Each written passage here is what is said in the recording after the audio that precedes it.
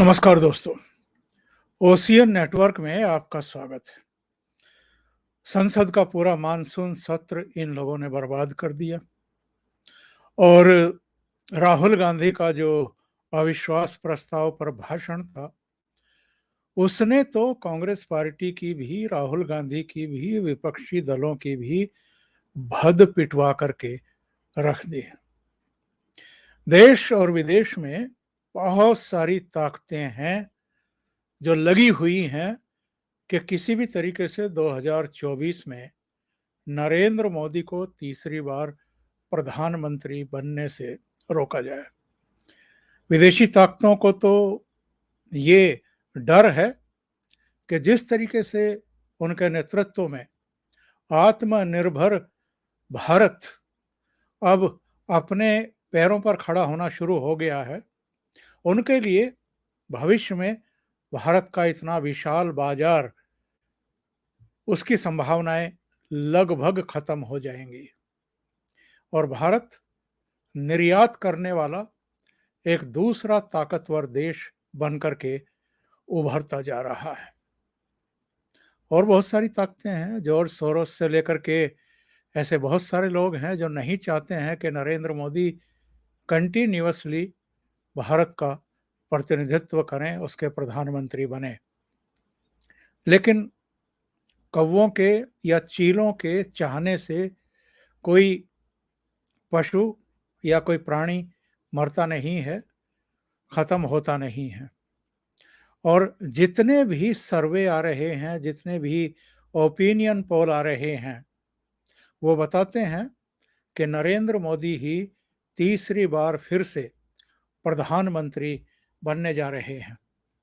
लाल किले की प्राचीर से जब प्रधानमंत्री अपना भाषण दे रहे थे तो उन्होंने बहुत विश्वास के साथ ये बात कही थी कि मैं अगले साल फिर से लाल किले की प्राचीर से आपको अपनी सरकार की तमाम उपलब्धियों की जानकारी दूंगा।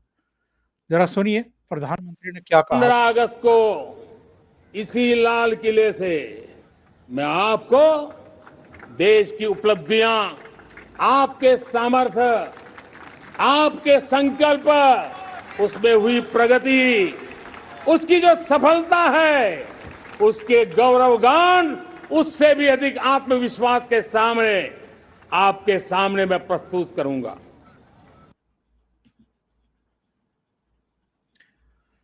एक ताजा सर्वे आ गया है, ये भी यही संकेत दे रहा है कि प्रधानमंत्री के नेतृत्व में भारतीय जनता पार्टी और एनडीए को पूर्ण बहुमत मिलने जा रहा है। लगभग उतनी ही सीटें ये दिखा रहा है सर्वे जितनी 2019 के चुनाव में आई थी। ये ईटीजी रिसर्च के साथ टाइम्स नाउ नव भारत का सर्वे है और इसमें यह दावा किया गया है कि एनडीए की फिर से सत्ता में वापसी होती हुई दिख रही है। इसमें कहा गया है कि अगर आज लोकसभा चुनाव हों तो एनडीए के खाते में 300 से अधिक सीटें जा सकती हैं और विपक्षी गठबंधन को 160 से 190 सीटें मिल सकती हैं। ये चार्ट आप देखिए, इसमें क्या कहा गया है। एनडीए को 296 से 326, ये जो I dot N dot D dot I dot A dot बना है 160 से 190, वाईआरसीपी यानी जगन मोहन रेड्डी की पार्टी को 24 से 25 सीटें, बीआरएस यानी केसीआर की पार्टी को 9 से 11 सीटें, बीजू जनता दल को 12 से 14 सीटें और अन्य को 11 से 14 सीटें मिलने की संभावना व्यक्त की गई है इस सर्वे में। अब जरा ये देखिए कि किसको कितना वोट शेयर इसमें दिखाया गया है। एनडीए को 42.60 और ये जो इनका इंडिया है ये 40.20। जगनमोहन रेड्डी की पार्टी को 2.67, बीआरएस केसीआर की पार्टी को 1.15, बीजू जनता दल को 1.75 और अदर्स को करीब करीब 11.25% वोट शेयर मिलने वाला है। ये आंकड़े बताते हैं कि 2024 के लोकसभा चुनाव में क्या होने जा रहा है।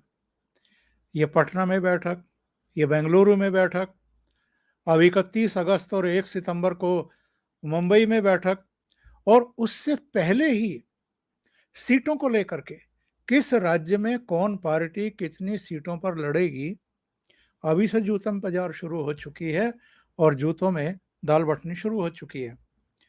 अमित शाह ने जो कहा था अविश्वास प्रस्ताव और दिल्ली अध्यादेश पर बोलते हुए, उसमें उन्होंने कहा था कि ये अध्यादेश पारित होते ही अरविंद केजरीवाल सबसे पहले ये गठबंधन छोड़ करके भागने वालों में से होंगे। और हम देख रहे हैं कि दिल्ली में इनके झगड़े शुरू हो चुके हैं। कांग्रेस की बैठक बुलाई थी मल्लिकार्जुन खड़गे ने, राहुल गांधी, केसी वेणुगोपाल और कुछ और नेता उसमें शामिल थे। 2 घंटे तक माथापच्ची हुई।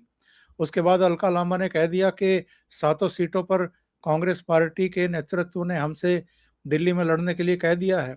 और उसके बाद आम आदमी पार्टी के नेता शुरू हो गए कि फिर मुंबई की बैठक में जाने की ज़रूरत क्या है, टाइम बर्बाद करने की ज़रूरत क्या है, तमाम तरह की बातें। यही हाल महाराष्ट्र में हम देख रहे हैं। अब आइए इस सर्वे में अलग अलग राज्यों के बारे में क्या कहा गया है ये जरा देख लीजिए। इसमें कहा गया है कि उत्तर प्रदेश में एनडीए को, यानी भारतीय जनता पार्टी वाले नेतृत्व को 69 से 73 सीटें मिल सकती हैं। और ये जो गठबंधन बना है इसको 5 से 9 सीटें और अन्य को 1 से 3 सीटें। मध्य प्रदेश में 24 से 26 सीटें भारतीय जनता पार्टी और इंडिया को 3 से 5 सीटें। राजस्थान में भारतीय जनता पार्टी 20 से 22 सीटें, अन्य को 2 से 3। छत्तीसगढ़ में बीजेपी को 6 से 8, अन्य को 3 से 5। हिमाचल में 3 से 4 बीजेपी को और 1 सीट कोई अन्य को या इंडिया गठबंधन को। पंजाब में बीजेपी को 2 से 3 सीटें और जो इंडिया गठबंधन है 8 से 12 सीटें। दिल्ली में 5 से 6 सीटें बीजेपी को, 1 से 2 सीटें इनको। हरियाणा में 6 से 8 सीटें बीजेपी को, 2 से 4 इनको। उत्तराखंड में 4 से 5 बीजेपी को और 0 से 1 इनको। गुजरात में 26 की 26 बीजेपी को। बिहार में 22 से 24 सीटें बीजेपी को मिलती हुई दिखाई दे रही है और जो इनका गठबंधन है 16 से 18 मिलती हुई दिखाई दे रही हैं। हर जगह, उड़ीसा में भी 6 से 8 बीजेपी को, झारखंड में 10 से 12, असम में 9 से 11, पश्चिम बंगाल में 16 से 18, यानी कोई नुकसान नहीं। तमिलनाडु में भी 4 से 8 सीटें बीजेपी को मिलती हुई दिखाई दे रही हैं। तेलंगाना में 2 से 3, केरल में 1 सीट जहां कभी नहीं मिली। कर्नाटक में 18 से 20 सीटें इनको मिलती हुई दिखाई दे रही है। इससे एक्चुअल में आप अंदाजा लगा सकते हैं कि नरेंद्र मोदी की लोकप्रियता में रत्ती भर भी कमी दिखाई नहीं दे रही है। और इस साल के जो अब तक सर्वे और ओपिनियन पोल हैं, अगर हम उस पर भी एक नजर डाल लें, जनवरी में इंडिया टुडे का सर्वे आया था और इसमें ये कहा गया था कि एनडीए को 298 सीटें मिलने की उम्मीद है। 298 सीटें यानी करीब करीब 300 सीटें। और जो यूपीए गठबंधन है, उस समय कांग्रेस के नेतृत्व में, तब तक ये गठबंधन अस्तित्व में नहीं आया था, तब कहा गया था कि इनको कुल मिलाकर के 153 सीटें और जो अदर्स हैं उनको 92 सीटें मिल सकती हैं। अकेले बीजेपी को इंडिया टुडे ने 284 सीटें दिखाई थी, यानी 2019 में 303 सीटें थी, यहां इन्होंने 284 सीटें दिखाई, जो 2014 से 2 सीटें ज्यादा हैं। जून में टाइम्स नाउ का सर्वे आया था, उसमें कहा गया था कि 285 से 325 सीटें एनडीए बीजेपी को मिलने की संभावना है और यूपीए अलायंस को 111 से 149 सीटें मिलने की संभावना है। इंडिया टीवी सीएनएक्स का सर्वे हाल में आया था और उसमें भी ये कहा गया था कि एनडीए गठबंधन को 318 सीटें मिलने का अनुमान है और जो कांग्रेस और विपक्षी दलों का जो इंडिया अलायंस है, इसको अधिकतम 175 सीटें मिलने का अनुमान दिखाया गया था।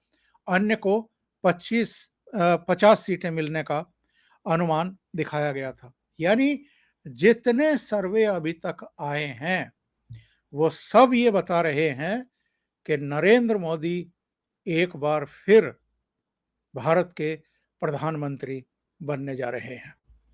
अभी के लिए इतना ही। बहुत-बहुत धन्यवाद। अगर आपको ये चैनल और इसके कंटेंट पसंद आ रहे हैं, तो लाइक करें, कमेंट करें, वीडियो को शेयर भी करें।